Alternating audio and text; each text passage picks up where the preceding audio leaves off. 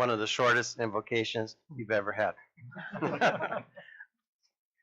Lord God, we ask you to bless all those who are attending the city council meeting this evening, all the city personnel who are here, all the council members. Bless the council members in all of their discussions and actions that they take this evening. Bless and all the people of the city of Lindsay, and help us to always have a peaceful city. Amen. Amen. Thank you. God bless Thank you. you. Our next item is public comment. The public is invited to comment on any subject under the jurisdiction of the Lindsay City Council, including agenda items other than notice public hearings. Comments shall be limited to 3 minutes per person, with 30 minutes overall for the entire comment period, unless otherwise indicated by the mayor. Would anyone like to address the council under public comment? Seeing no one, we will close public comment and move on to our next item, which is council reports. Councilman Velasquez, anything to report tonight? No. Not at this time. Oddly Cortez? enough, no. Salinas? Okay, I don't have so much to report either. It's all about the holidays, but I will read this thank you note from Eric Frost, who we recognized at our last meeting. He says, Mayor Kimball and City Council, thank you for the rescue bell. It was a kind thought. Although the real reward should go to council and staff, it is nothing less than remarkable what the city has been able to do in less than a year. Best wishes, Eric Frost.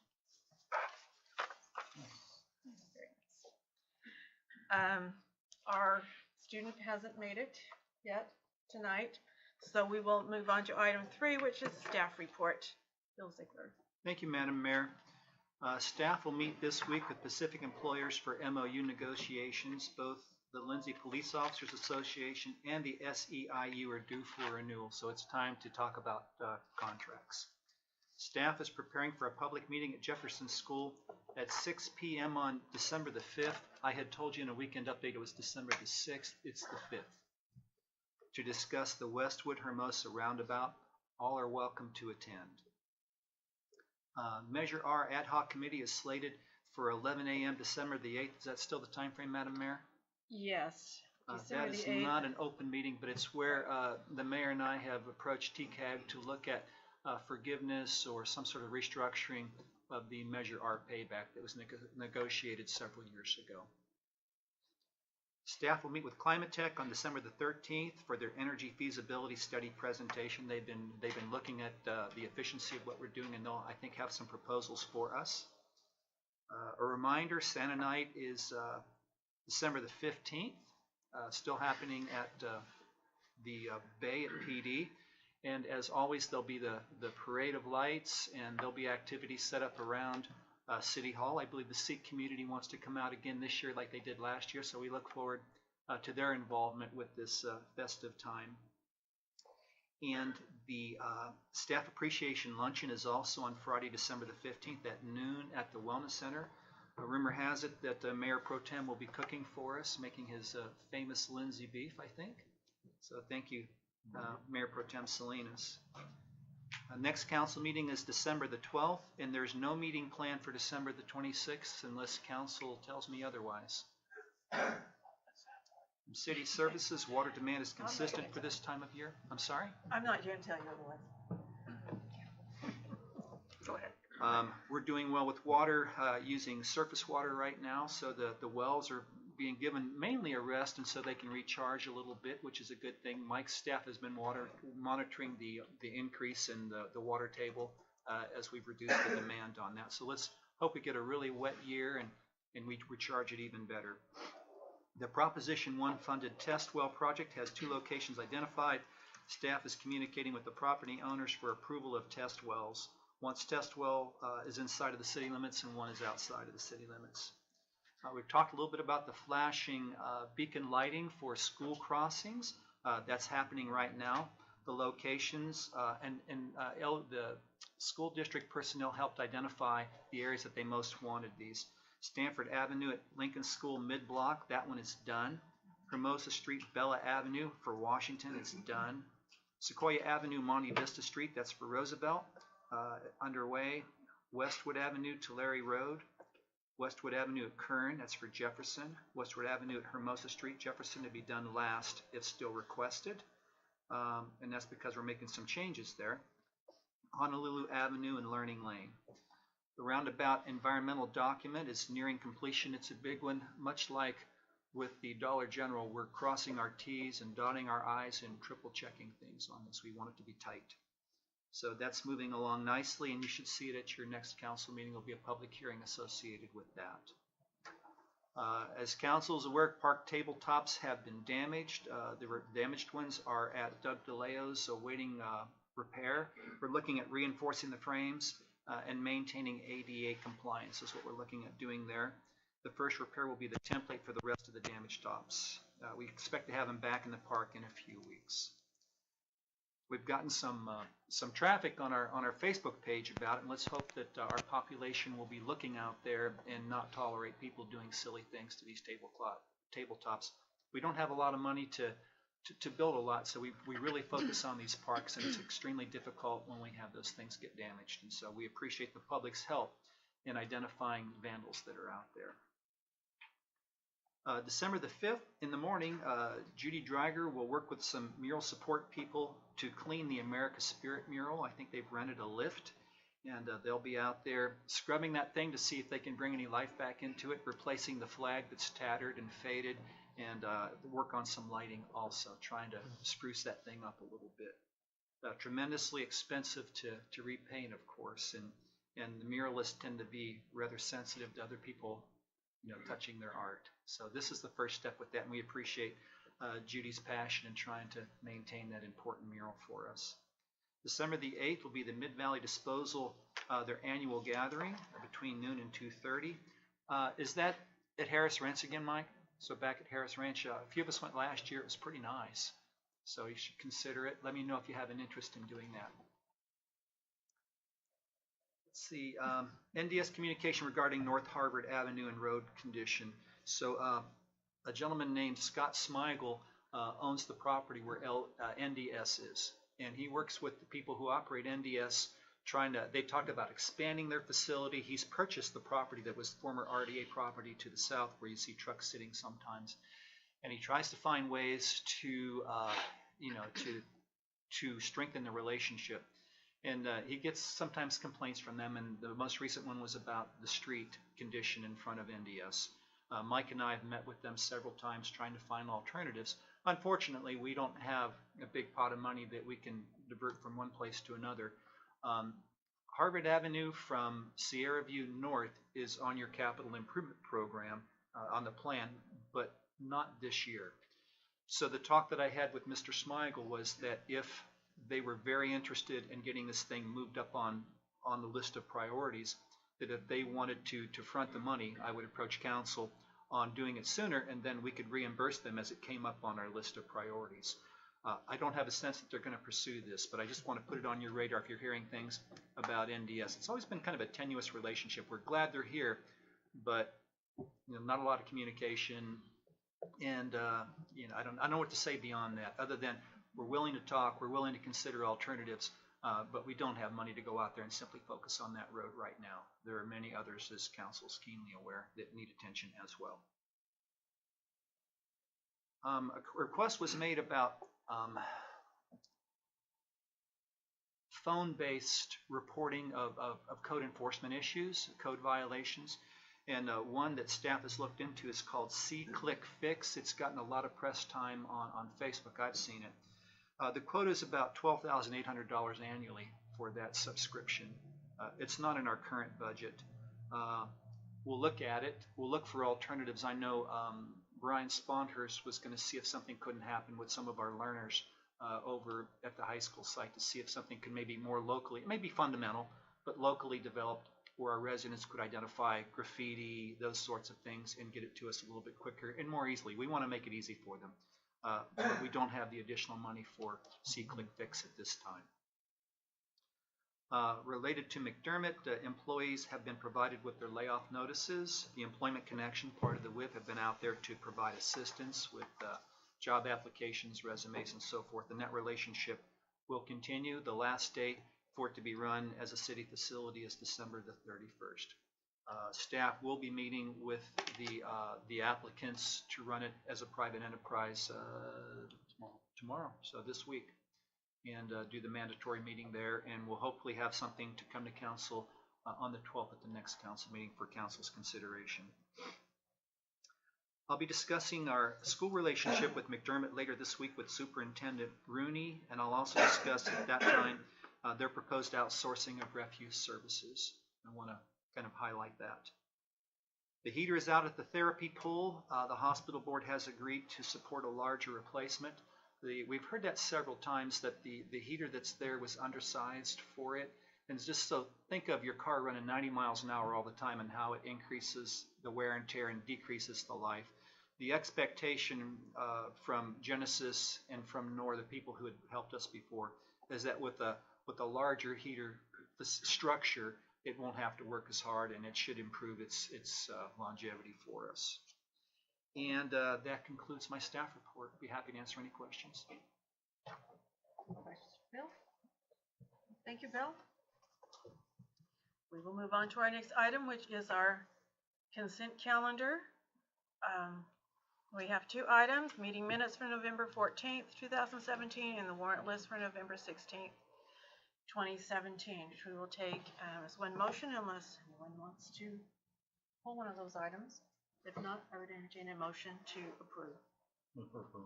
Second. Moved by Salinas, seconded by Cortez. All in favor? Aye. Aye. Motion carries. All right, we have a presentation tonight, an update on Lindsay Unified School District performance-based system. And we thank Bobby Velasquez, Kelsey Avina, and Joe Vaught for being here with us, and give you the podium.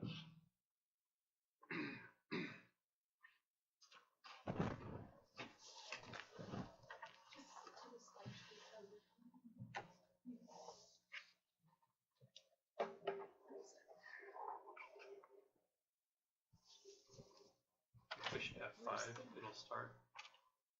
Or you could do that. Good evening, Honorable Mayor and Councilman, and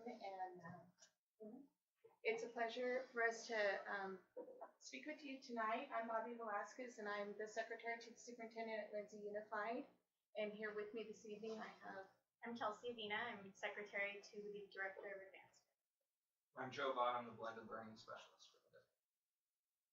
And so our mission here this evening is to just give you a little update of what's been going on with our performance-based system in Lindsay Unified, and our mission to transform education from the traditional system to 21st century learning in Lindsay Unified. And also our Race to the Top district grant funds are now exhausted. Our grant ended September 30th of this year, and so those funds have been expended, and so this is just a little update about what we've done since.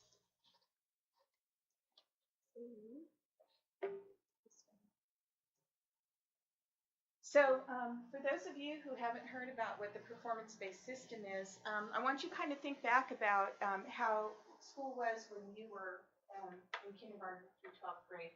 And I'm sure it was much like my experience, where you were in a classroom, you had a teacher standing in front of you, much like I'm doing right now, and talking to you, maybe going through a textbook and teaching you by speaking with you. And the whole class actually progressed at the same time. You went to second grade, first grade, second grade, and on through the system. And not really mattering if you knew what the content was that was expected of you. You were just actually passed on unless you were really struggling, and then you were often retained. And that's how they handled it. But for the most part, we moved along in mass. And learning wasn't really the big thing. It was just like, okay, this is what you do, and you get this. But if you don't, it's okay, because you're that age, so you need to move along. So performance-based system is different than that, and it's based on the fact that we need to prepare our learners for 21st century expectations, and not for working in factories and doing things like they did in the old days. We need to prepare them for the future and to be competitive in the 21st century with, with the nation and the world.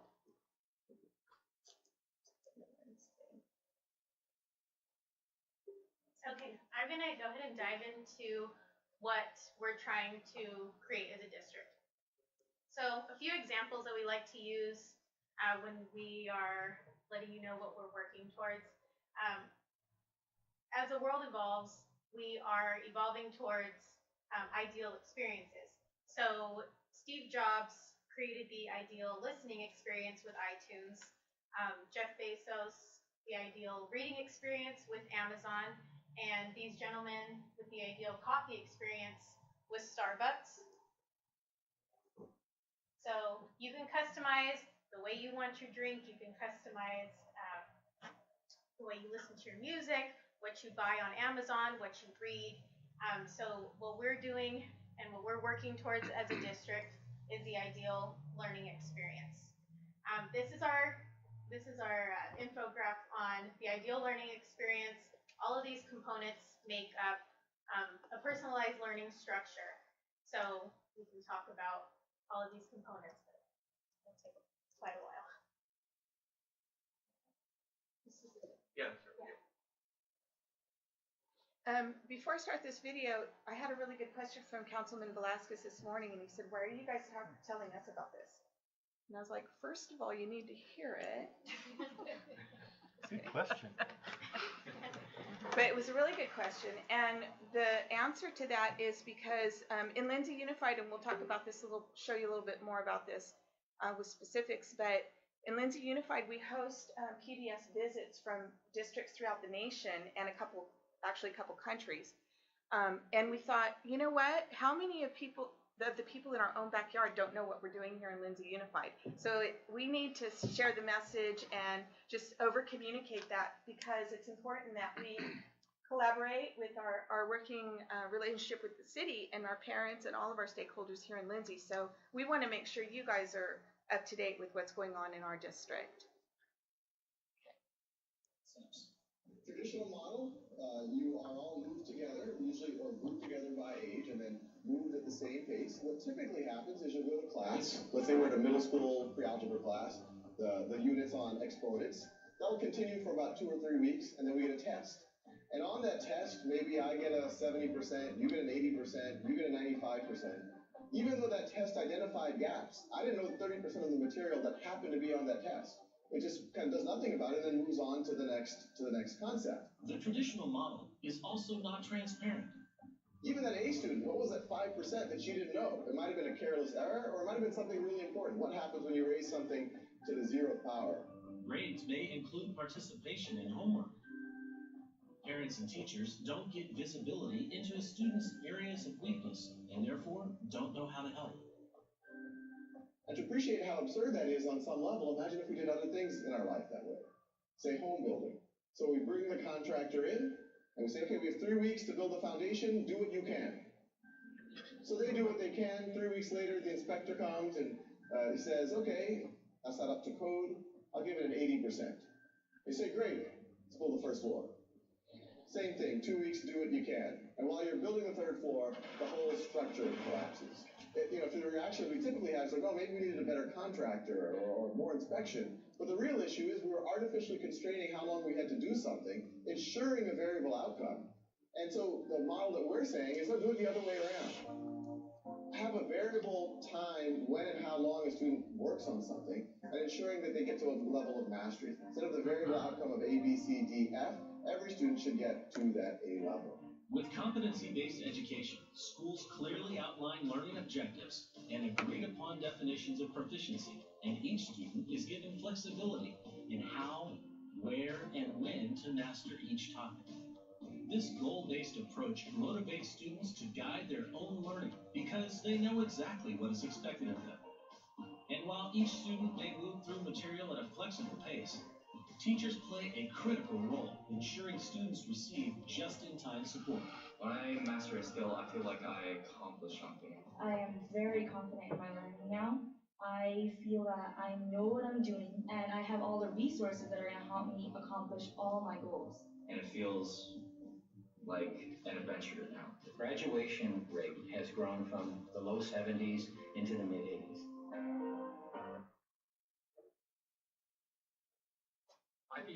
All right, I'm on now. All right. I want to watch it again. About 2 or 3 weeks. It's a good video, but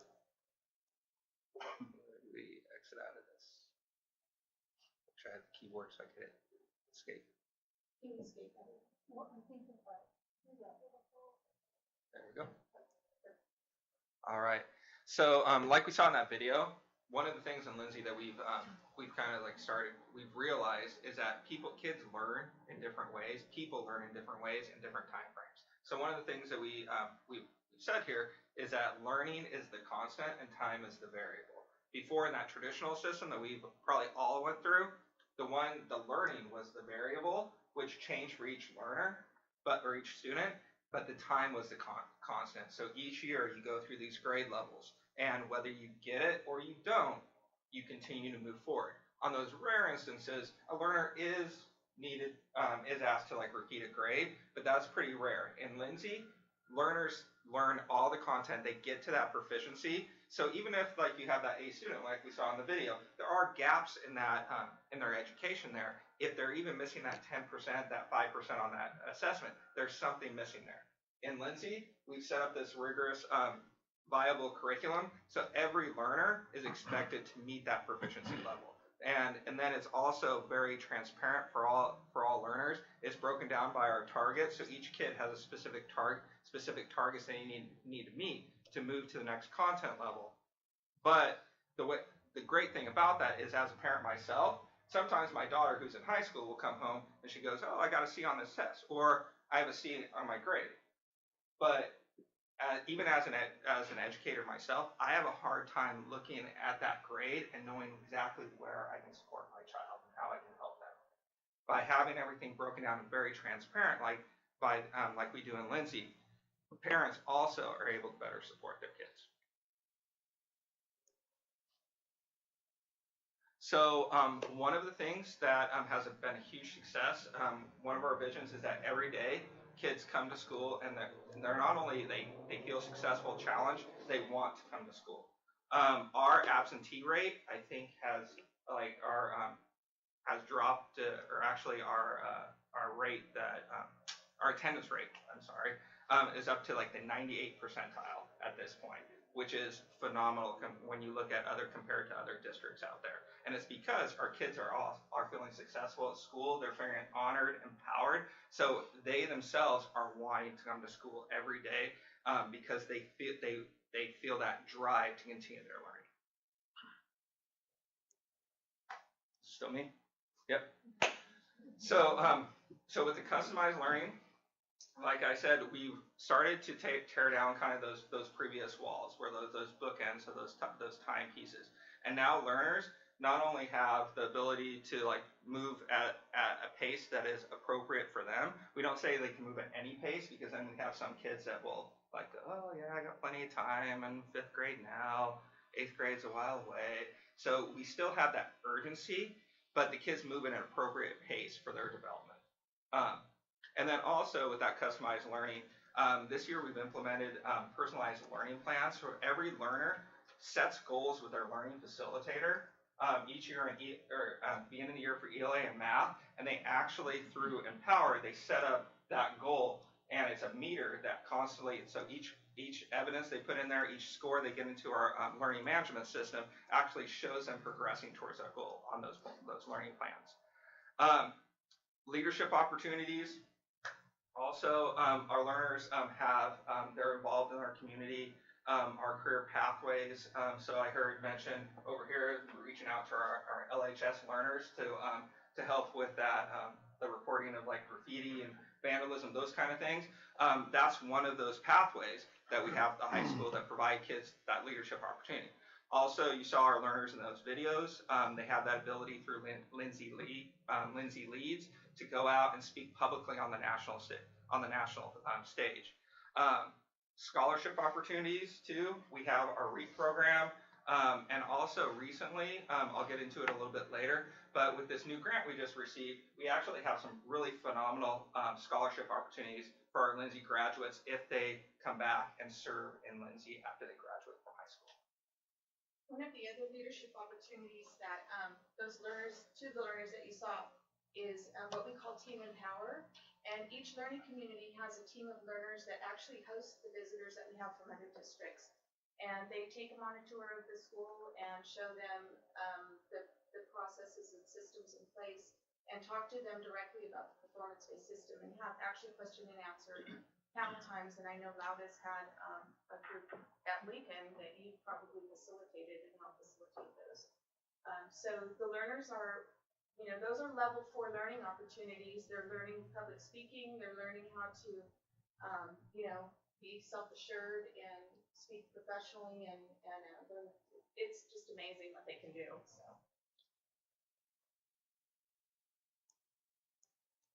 All right, and you're probably already aware of our community Wi-Fi project. We're actually coming towards the full implementation of it, having 100% coverage. We're waiting for a tower to be erected over at Jefferson Elementary School to finish that project. But that was another thing that we saw in our strategic design, that we wanted learners to have access to learning 24/7. And how do we do that if they don't have Wi-Fi at home? So knowing that, and knowing that at that time, I think it was only about 1/3 of the residents in Lindsay had reliable Wi-Fi at home. So looking at that obstacle, rather than kind of throwing up our hands and going, okay, what can we do? We actually started to, again, like Lindsay always does, we think outside the box. Sometimes I think Jaime Robles said we blow up the box a lot of the time. So we started thinking about how we can serve our learners, and that's where that community Wi-Fi project came about. And also, it doesn't only provide access to our learners to the Wi-Fi and to the internet, but also to our parents, because parents also need access to Empower, to the internet, to not only inform themselves about how their learners are doing, but also also for their own education as well. And I've mentioned Empower a couple of times already. This is our learning management system, where our learning facilitators will not only record the evidence for learners, but also will create instructional plans. We call them playlists or activities in Empower, and learners have access to this to that content and learning even when they're outside of school. So right now we're coming up on the Christmas holiday season. Sometimes we have learners that leave a little bit early from school. Learning facilitators now can assign the playlist to the learner, and when they leave, when they're out of school, they can continue that learning process at home through Empower and on the internet.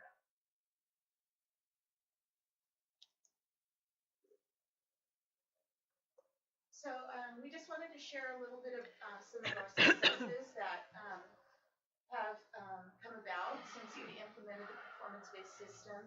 And I'm not going to go through each one of these because you can read them there yourself, but one of the reflections that I had in thinking about successes, when I was in 7th grade, I kind of checked out of school because I didn't understand pre-algebra, and I did not get that concept.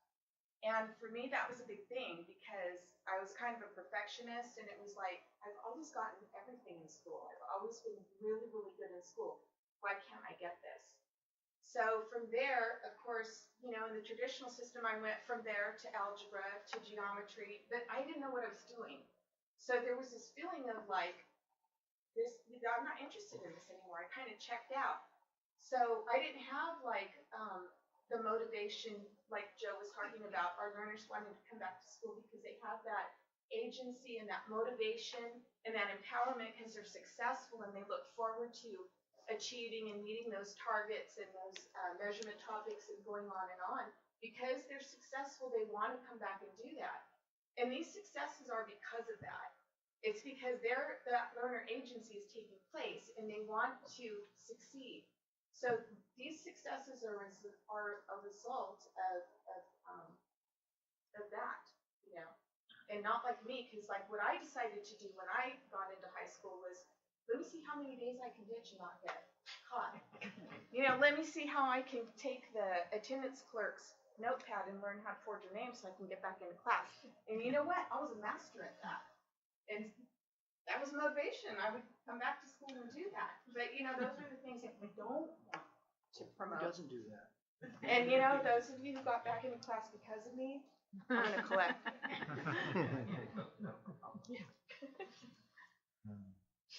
So here we have the school climate report card, and this is actually quite interesting.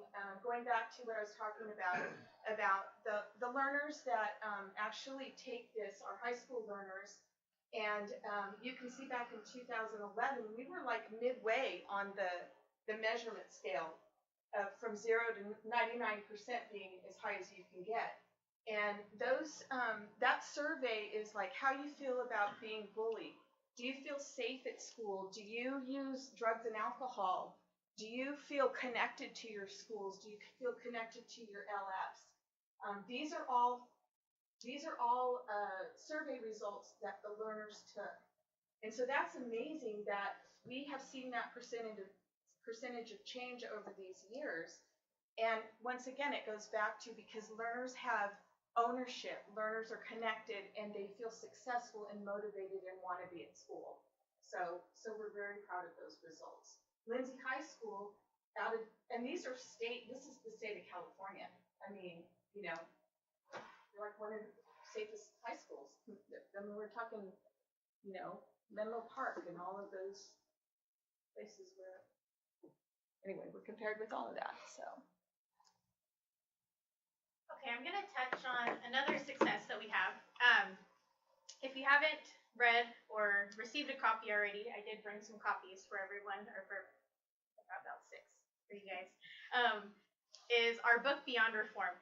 It was published by Robert Marzano, and we have 4 key authors, Tom Rooney, Superintendent, Lana Brown, Deputy Superintendent, Barry Somer, Director of Advancement, and Amalia Lopez, Curriculum and Instruction Specialist.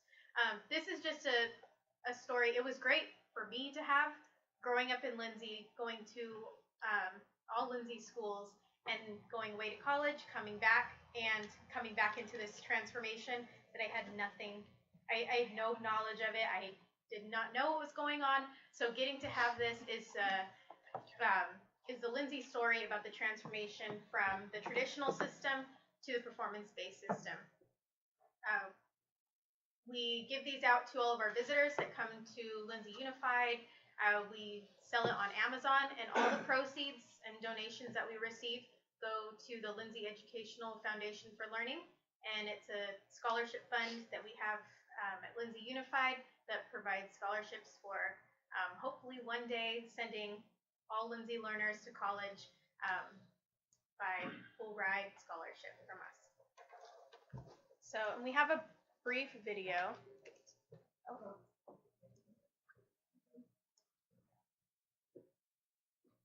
And it's just a trailer about Beyond Reform. The work that's being done in Lindsay Unified is not educational reform. Reform movements come and go. This is about educational transformation. It's a system-wide transformation that affects every learning community, that affects every learner, that affects every stakeholder in our system.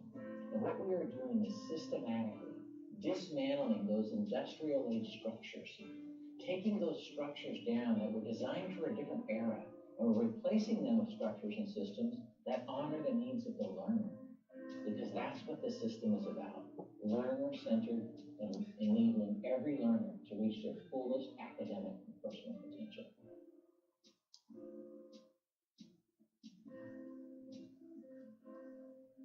So one of our media specialists and myself were working on a bookmark to actually go into the book, because 100% of the proceeds, like Kelsey was talking about, do go for learner scholarships. So that's kind of a little project we're working on. How do you get out of here?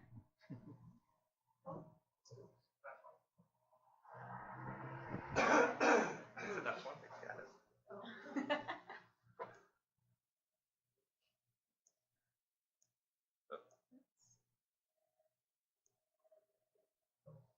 So these are just a few of the partnerships that we've developed and initiatives that we've undertaken since Race to the Top. Since PBS has been implemented. You can see Race to the Top. Race to the Top granted our district $10 million over the course of 3 years, which was really awesome. We were already doing this work. Race to the Top funds just actually allowed us to accelerate the work that we were already doing and provided some funding for some different opportunities. But we were kind of on that road anyway. In fact, this thing that we're doing right here is part of we have a communications campaign committee that was part of our grant assurances from the feds from Race to the Top is we had to share our message for our PBS system. We had to go out and share our message, and whether that was through media or doing these road shows, we were tasked with that. So this committee is a result of like one of the Race to the Top requirements. But we continue the work because we think it's important. And you take a Model T, and they took a Model T, and they didn't just improve the Model T by putting better tires on it or a bigger engine.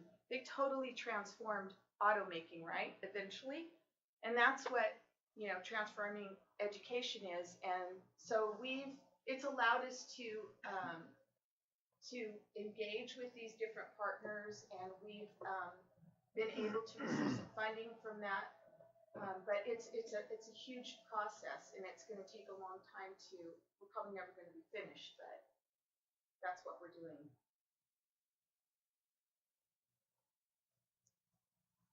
So one of our the most exciting things that's happened recently in Lindsay is us getting our Teacher School Leader Incentive Grant. And we were a handful of districts that received this grant. Over the course of the next 3 years, it is $28.4 million grant. That's part of this grant. Some of it's going to go into our LF development and school leader development.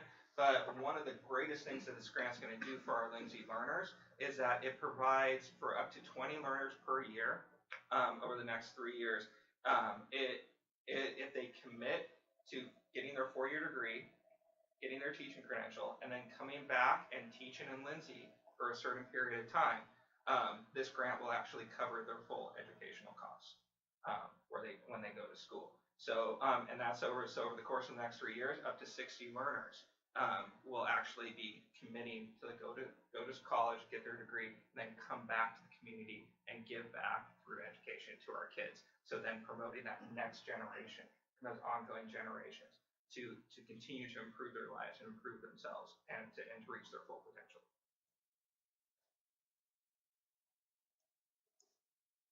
Okay, so I get to coordinate 4 standard visits per school year.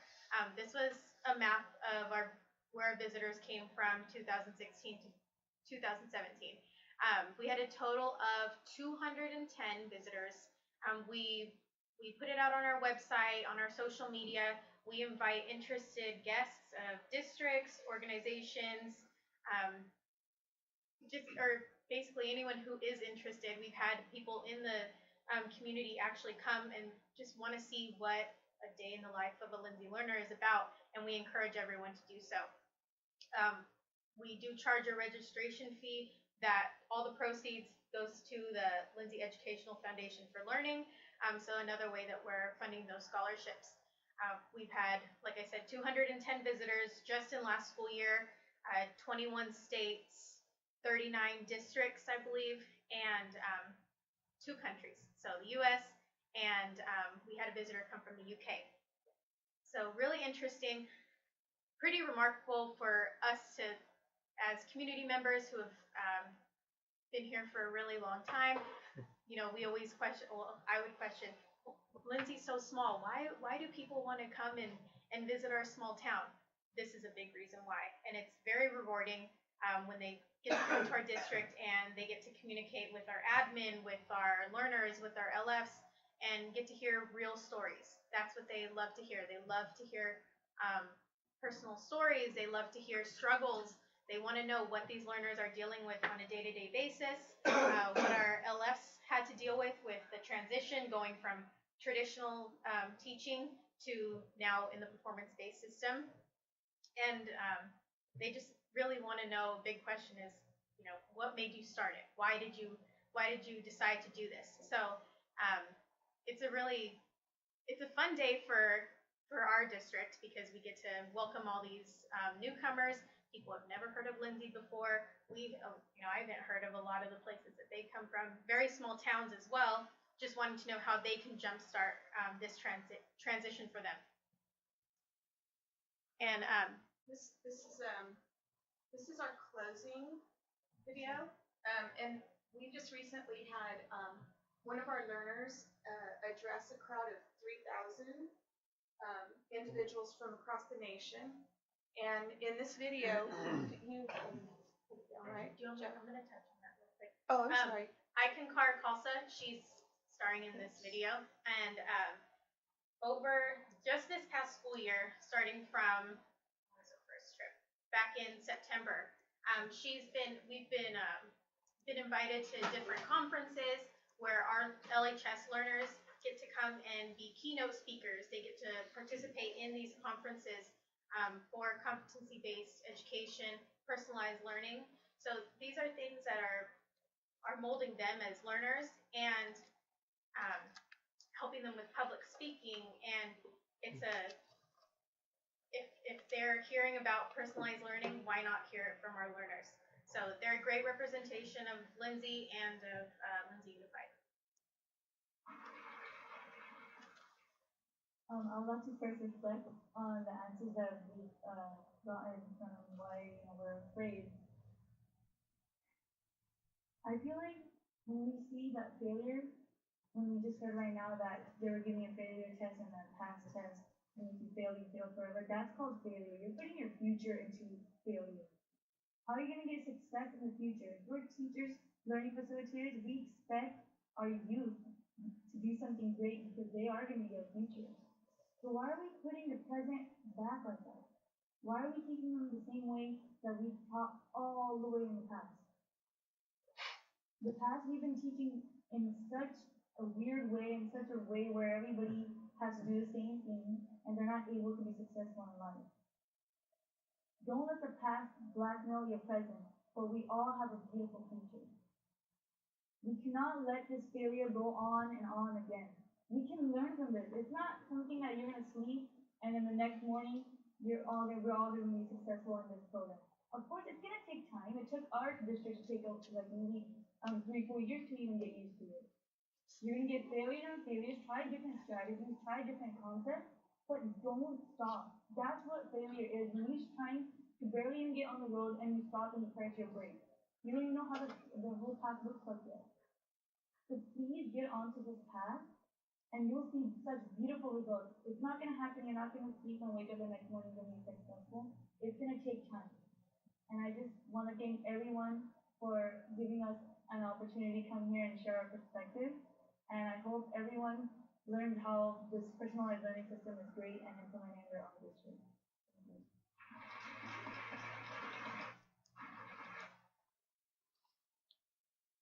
So in closing, we just want to thank you for your attention, and we're really happy to share what we're doing in our district, and we hope to continue our successes. And once our TSLI grant gets off and running, we'll come out and give you a little update on that and what's happening with that. So, do you have any questions or comments? So I have a couple of things. Do you want to go first? I was just going to say, people always ask me, why aren't you, I work for a school district, I said, why aren't you working in Lindsay? Well, 98% attendance, they don't need somebody that's going to do truancy and data analysis and how we can increase attendance. So that's why I don't work here. They're already successful. They need me in corporate, trust me. Very nice presentation, and you know, as someone who's relatively new to Lindsay, but someone who has been keenly aware of the the challenges the district has gone through and is developing a wonderful program to meet those challenges. You know, two things come to mind. One about the scholarship, which I think is wonderful. I mean, that's fabulous. But I'm wondering too, since not all learners are interested in going to a four-year college, will the scholarship be available to those who want to attend a technical school? There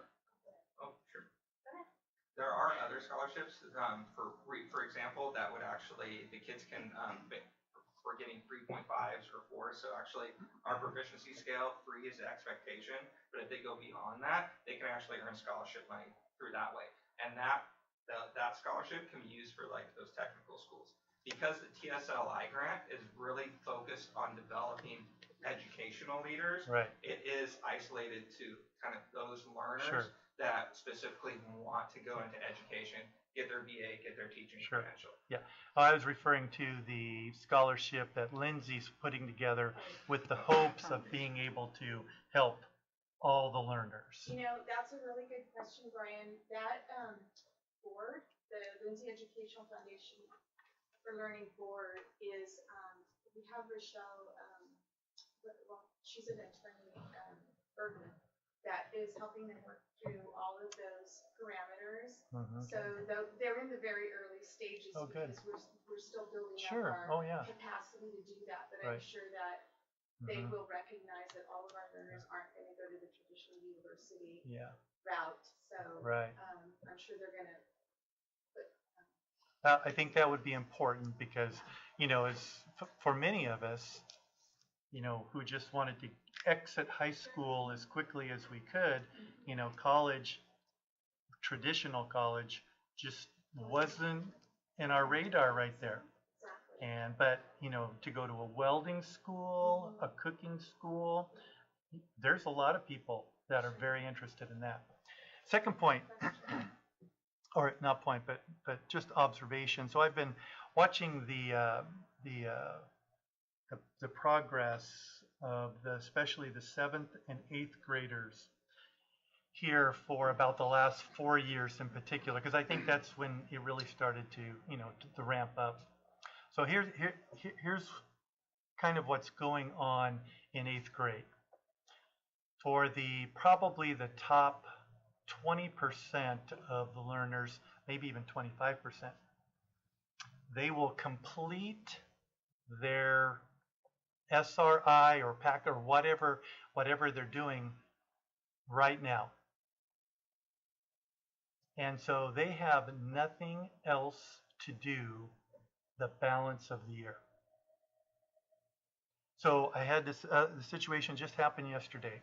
I have a friend who has an 8th grader at Lincoln, and he is done with his math, however that works, nearly done with his language. So the mother and the son asked the teacher, the facilitator, so what am I going to do for the rest of the year? I could speak to that because at our other learning communities, I would actually first off advise that mother to actually go in and speak to the learning facilitator or speak to the principal, because we do have learners at other schools. For example, today I was at Jefferson, and 2 learners that actually had finished all of their language arts coursework for 8th grade were actually returning from LHS, where they had actually already started taking their content level 9 ELA coursework at the high school level. So it really, those exceptions can be made and have been made, but the mother and the child would need to go in and speak to that principal, especially the learning director, about how that process can be set up. Right, because this is the first time in 4 years I've heard of that option being available. And I know that Amos Dixon. It should be automatic. You're exactly right. Yeah, he's a senior this year. No, he's in college. He's at UCLA. Yeah, he graduated in 3 years from high school. Because he was a Jefferson learner that, just like what Joe was talking about, and he would be transported to LHS, and he was taking geometry and whatever, His eighth grade, all yeah. of that stuff in his eighth Yeah. grade.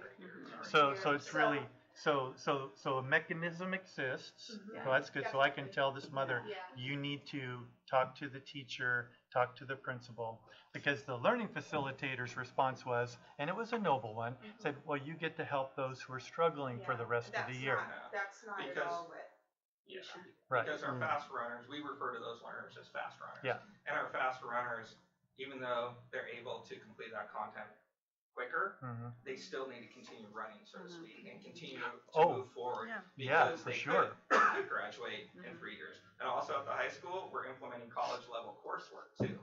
So kids that are finishing up their high school coursework early are able to take college level coursework and getting, from my understanding, getting credit for that. Actually, they're implementing, we call it dual enrollment. Dual enrollment, Yeah, right? so we had With our high school PC, principal at the board meeting last night. Oh, cool. Well, it's with COS? West Hills and Oh. COS. Oh, great, okay. And they can finish their English 1A Right. coursework and That's wonderful. some of their math at the same time they're here, so that they're getting all of that That's stuff. good, because I know Porterville Union School District just entered into an agreement, I think starting last year with PC. So you could, at the end of a high school, you could have your AA Yes. and your high school diploma. So that's cool. I'm glad to hear Yeah, that. we're adding additional courses to that Great, dual enrollment option. great, great. Great. That was my question. So, Mhm. and I just gonna say to refer back to your question or concern there, I think that happens not only in the school district but also in our city where, lack of communication, so people don't know where to go to for the assistance, but it's there and it's a matter of just asking for clarification and getting the needed resources to move on. But what I was gonna say is that I'm impressed because I grew up here. I graduated here from Lindsay High School as well, and just how dynamics have changed. I remember growing up and graduating and couldn't wait to get out of Lindsay and do bigger and better things. But having a son that's graduated now and to hear him in college and say, I can't wait to go back to Lindsay and give back to my community. I mean, I'm just impressed. That just goes to really show how relationships are fostered in the school districts and how learners are encouraged to come back and see what they can do with the knowledge that they acquire outside of Lindsay to continue to help our residents. Because that was one of the big things how I ended up here in Lindsay is I saw myself in the residents here. That was me, and I wanted to come back and help them be successful as well. So, And you're doing just that. yeah, thank you. And we're trying to do our part to provide better housing opportunities so those 60 potential learners, college graduates, teachers can come back and find the homes that they want. And if you'd be surprised at how many of those learners, even if you ask them now that are probably not going to be part of this TSLI, they have already said, I can't wait to come back here and go back to my community. So we already have some of that, Very good to hear. agency here with coming back to help. That's great. So I have a question about the TSLI grant. Would that be for any college, or are there certain colleges where they might get the education in teaching that would serve better here, or When we how? wrote for the grant, we had to be partnered up with a couple of colleges already, and it would be through those specific colleges that they would come to. They couldn't just say, well, I want to go to UCLA Right, or Stanford, Harvard. or whatever. Right, yeah. So they would have to, we'll get our RFPs in place. We have RFPs out now and get those proposals and partnerships set in stone, and that's going to be the outline. And then is there a different way that the LFs need to be educated from what For might be out there competency-based now? education, Yeah. Yes. I mean, And, how is it then different for the teachers now? For the teachers now, well, one of the things well, I'll speak to my blended learning. It's a relatively new thing. It's leveraging technology as a tool for learning, not online education where the kids are on the computers all the time, but that balance between offline and online. So in a lot of teaching programs now, they don't really address that. They might be getting their toes a little bit into it. Also, the competency-based education part is not really addressed as a practical use in teaching programs. It's more of like a theoretical, like, oh, this is another possible way, like discovery learning, project-based learning, those kind of things. So actually, as part of that TSLI grant, our learning facilitators can actually get micro-credentials on blended learning competency-based education. They can even, there's an opportunity for them to go and get their master's in competency-based education or blended learning. So because of those kind of gaps in our traditional teacher education programs, that TSLI grant will actually kind of help our learning facilitators fill in those gaps a little bit. And you'll hear, Cam, to be quite honest, you'll hear some LFs that have come to Lindsay from traditional education, and they go, it's too much work here, can't do it. Because the fact of the matter is, in traditional education, you're teaching X, Y, Z, X, Y, Z, X, Y, Z. In competency-based education, you might be teaching 6 learners X, you might be teaching 6 learners Y and 6 learners Z because they're all at different levels. So you have to prep different.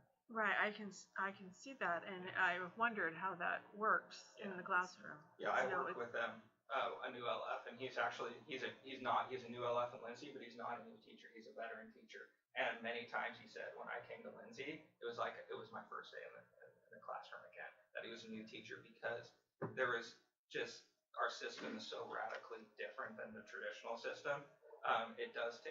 There is a steep learning curve. Even when I came in, I was in Exeter prior to this, and another small school district before that.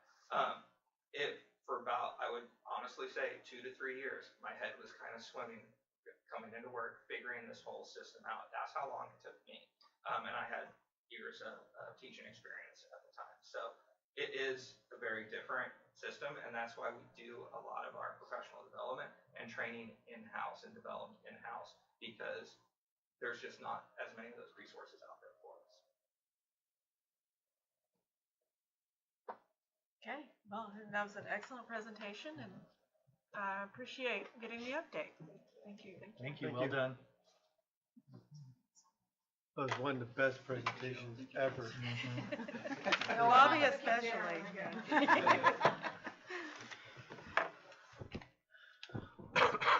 Okay. Our next item, we have a resolution, Resolution 1746, appointment of retired annuitant, and this will be presented by Sergeant Nee. Boy, how do you follow that? Quickly. Yeah. My thoughts exactly. Thank you, Madam Mayor and members of the council. What we have for you for your consideration this evening is Resolution 1746, which is aimed at correcting what boils down to basically a procedural issue that arose with one of our members. As most of you are aware, Rick Tristow had retired from our department as a sergeant in 2015. His position was left vacant and remains vacant and frozen due to budgetary constraints. He came back 6 months later on a part-time basis and basically was doing his old job again. A legal update was received in October from CalPERS, which discussed a specific issue. His contract at that time was reviewed, and it was determined that his contract did not fall within the guidelines established by CalPERS. His contract was terminated, effective immediately, and for a period to exceed 30 days, so staff could restructure his contract to conform with CalPERS guidelines. So what 1746 seeks is governing body approval, which is required by CalPERS to appoint Rick back to this position on a temporary interim basis, not to exceed 960 hours a fiscal year, and at a pay rate that conforms to the position that he's basically filling on a part-time basis. So with that, I will take any questions anybody would have regarding his appointment, or reappointment rather. Any questions? So we have to appoint him? It requires a resolution for him to be reappointed as an annuitant because he is receiving a CalPERS retirement. And have a bill that handles all the, I mean, you handle all the hiring and. I do, but we're dealing with the retiree here, and it's a process that has to have council's knowledge. I'm not allowed to do it without your knowledge, and the resolution memorializes the fact that you've been informed on this. Yeah, it's not so much you're hiring him, it's just that you're aware of it. By the resolution. And you're telling CalPERS that you know that this is occurring. So the 960 hours that he's allowed to work, you can't exceed that. Is that limited if we were to we were able to replace him with somebody who was not a retiree? Does that mean, I mean, if we didn't hire him, I'm not saying I'm against this, but I'm just saying if we were to hire that position, they could work more days. That's correct. The issue that we're having at this point is that under the government code, we would be required to basically offer this position to anybody, but the position itself is frozen. Right. So what we're saying is basically he possesses specific qualifications that are necessary to the mission of the department. He's specifically trained in criminal investigations. He's trained in background investigations. Mm-hmm. He's trained in police training management. So he's serving those roles, or was up to a point previously, and those are required for us to do our job. Right. This is an interim temporary basis, so when the position becomes fillable again on a permanent basis, the city could terminate this interim contract. Council, I would add that he has a specific skill set, but also that as a retiree, we're not paying benefits. Mm-hmm. It's in our best interest to go down this path, mm-hmm. but we have to ensure that we do it correctly and legally. Right. It's not hurting him. We didn't hurt him, his PERS, because we didn't do this before. It didn't have an effect on him. It hasn't affected him at all, okay. So to speak. The issue was with a benefit he was receiving and wasn't allowed to, basically. I personally think he's a great asset to the department. I've known him for years, and he's been. He's had a long and impeccable career. We fully supported his retirement, absolutely. But if we can retain some of that benefit to us, absolutely, we would love to do so. Do we need a motion? We need a motion. Second. Moved by Salinas, seconded by Velasquez or Cortez or someone. Would the clerk please take roll? All right. Mayor Pro Tem Salinas. Aye. Councilmember Velasquez. Aye. Councilmember Watson. Aye. Councilmember Cortez. Aye. Mayor Kimball. Aye. Motion carries 5-0. Thank you. Thank you. Thank you. Next item is alley project completion acceptance. Mike Camarena. Thank you, Mayor Kimball and Council.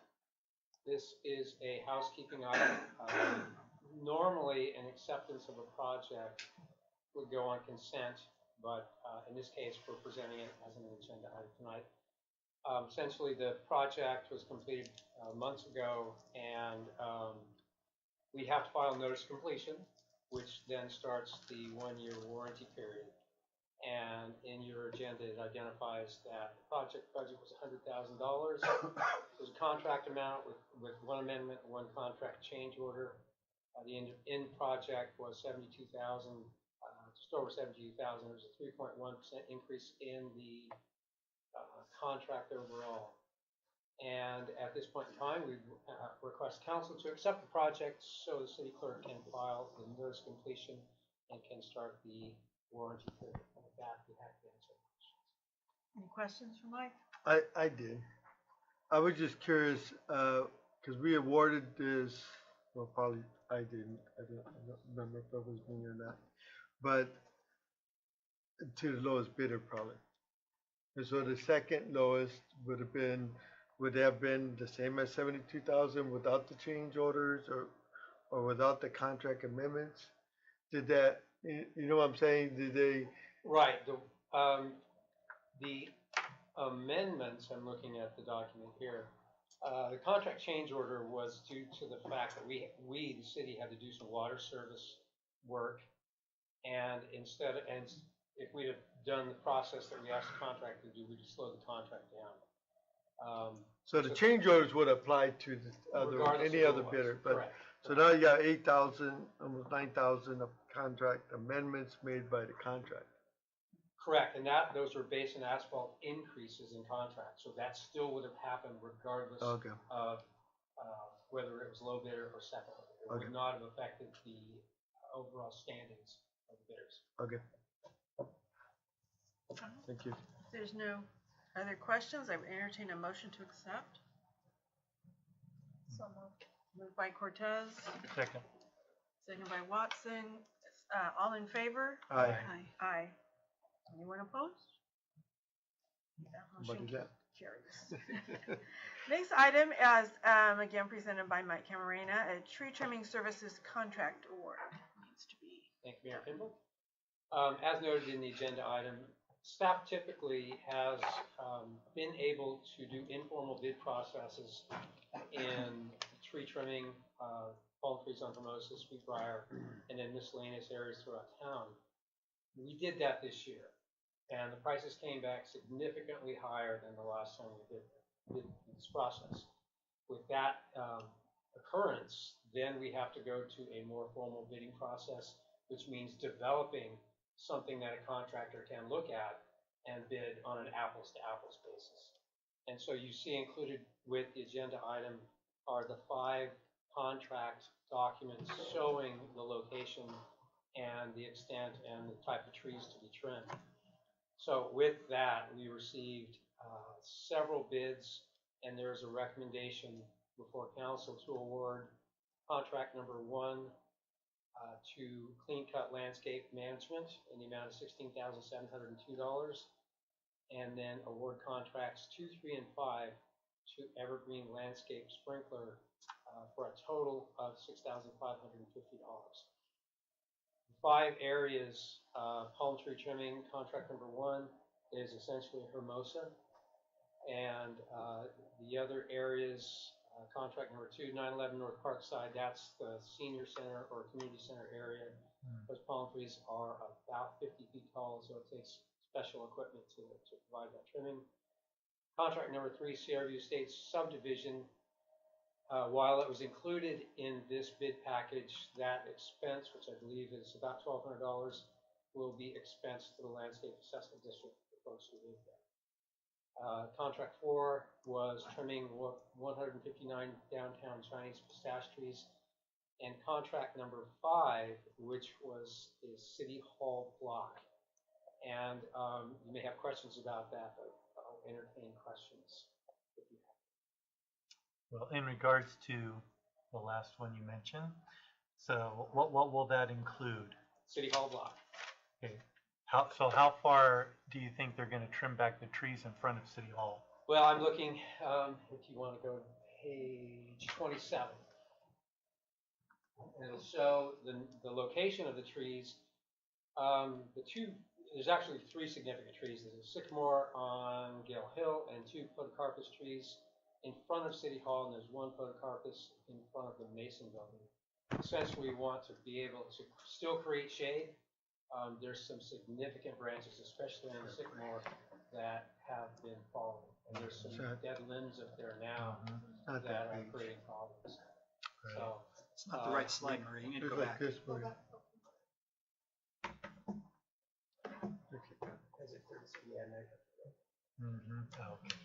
There you go. Yeah. Okay, good. Oh, very good.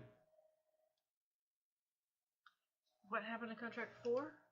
Contract 4, and I will go to the bid amount, would exceed our budget if we were to award contract 4.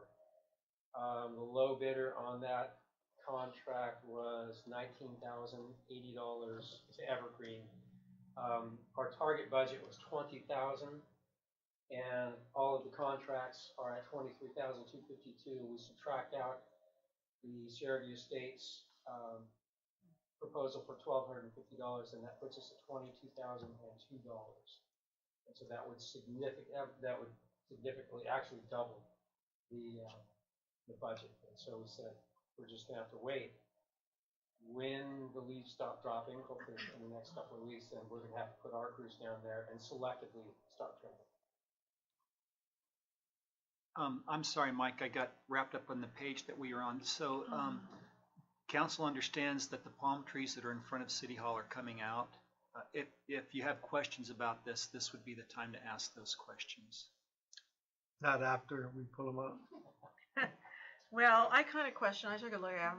I think they're shaded out. I think that's why they're not doing well. It's because the podocarpus is they're too large, they're massive.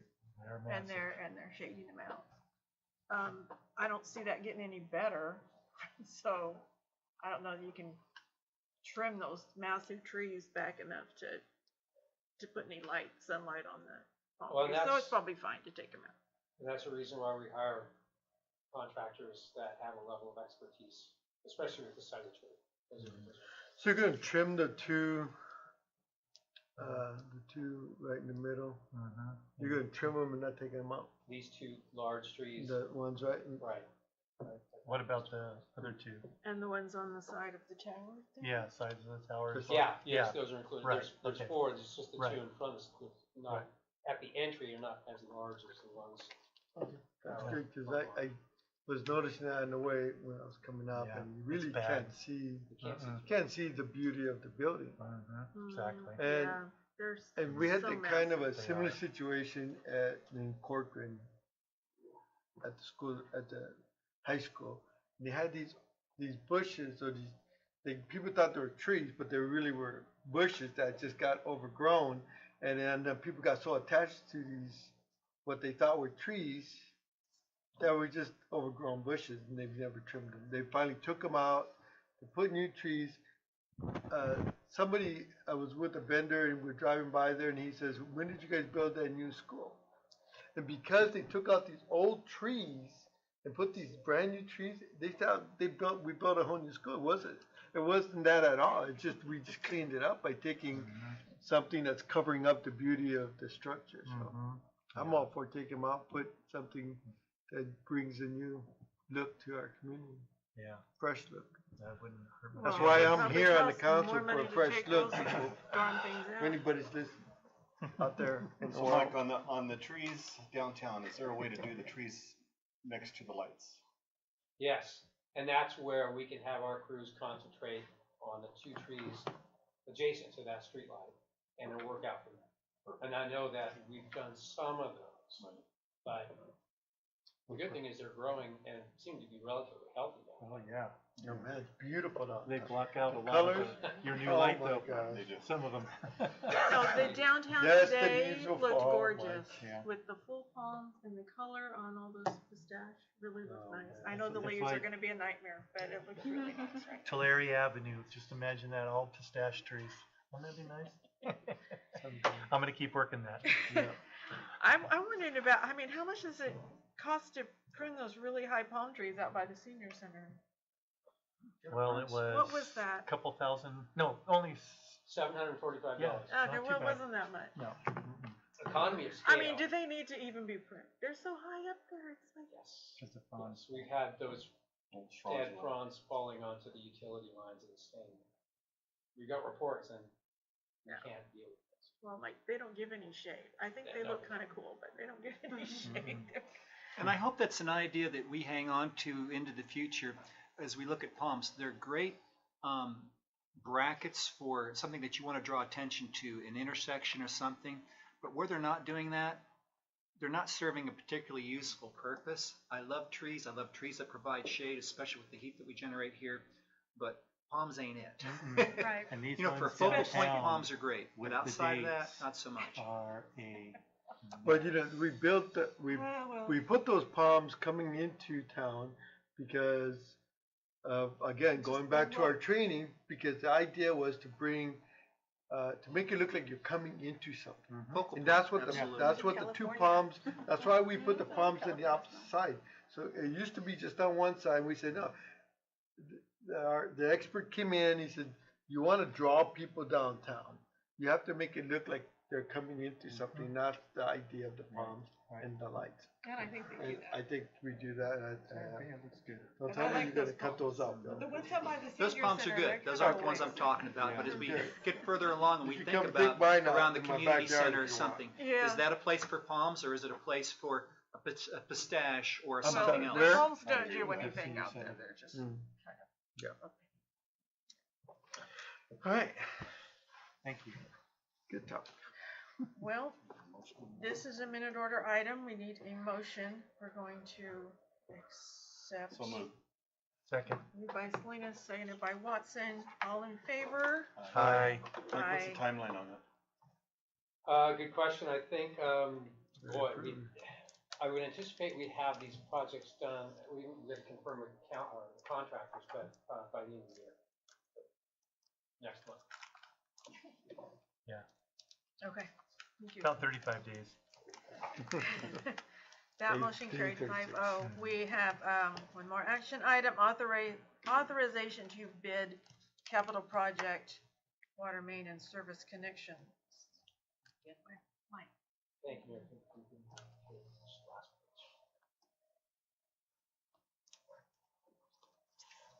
So this is a request to bid a project that has been, and I think the last chapter of the Lindsay Olive Grower contamination lawsuit.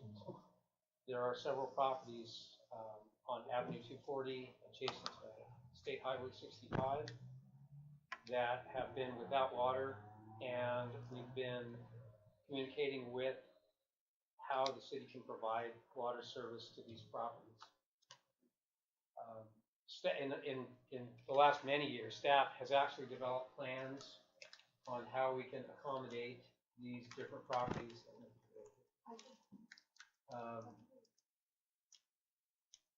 Trying to rotate it, Yeah. view. Go to view at the top. We have one of these. Boom, baby. Rotate view. Simple. Anyway, Clockwise. So the ones without water are the ones that are brown? Is that? well, the complexity with the project is, well, we have a water main on the east side of State Highway 65. Crossing State Highway 65 with this project is cumbersome and very expensive. And so we worked with our city engineer and working with property owners to develop a project that ties directly into well 14. Part of the complexity is this is all private property. So each of these property owners had to agree to granting an easement for this water line to go into, and then allow us the ability to maintain it essentially in perpetuity. And so all the property owners have finally agreed, and we are now at the point where we can request council authorization to bid this project. If we're successful tonight, we are looking at a early or late winter, early spring construction timeline. The project is identified in our capital improvement program this year with a project budget of $100,000. Preliminary estimates show that hopefully we can get it done for about 90 or less. So with that, I'd be happy to answer any questions. Mike, what are the blue circles? The blue line is These right here. existing, or blue dots are existing well locations. Um, So each property, The properties, well, no. yeah, each property has a well, and we know that Baez, Aguilar, and part of the Christie properties, actually Christie and Lowry are sharing a well. Baez and Aguilar are out of water. The Miller property is not, there's no persons living there. And we heard just in the last few weeks that the Crone property now has the water levels dropped, so he's not able. How about that first one? That first property is connected to the well 14 Okay, all right. pipeline owner. And so the blue line is where the. Is the proposed pipeline. But you haven't gone out to bid yet, right? We have not. This is giving authorizations to go out to bid tonight. If someone wants to make a motion. So moved. Second. Moved by Watson, seconded by Velasquez. All in favor? Aye. Aye. Any opposed? Motion carries 5-0. I'm sorry, Mike, it was set at the bottom of the screen, I didn't notice. Future agenda items, council members? Thank you. I don't have a future agenda item. I did want to just encourage someone on the council, if they can, to attend with Bill the Mid-Valley Luncheon. I went last year. It was really nice. I have to be on the TCAG ad hoc committee that day. So if anyone would like to go, please let Bill know. With that, I entertain a motion to adjourn. So moved. Second. Moved and seconded by Council Watson and Velasquez. All in favor? Aye. Aye. Covered All back right. in this thing. That's right. This meeting is We did adjourned. next round. Get it. Make things work. That's right. Oh, that was good. Thank you. We're loud and proud, man. Do you guys want to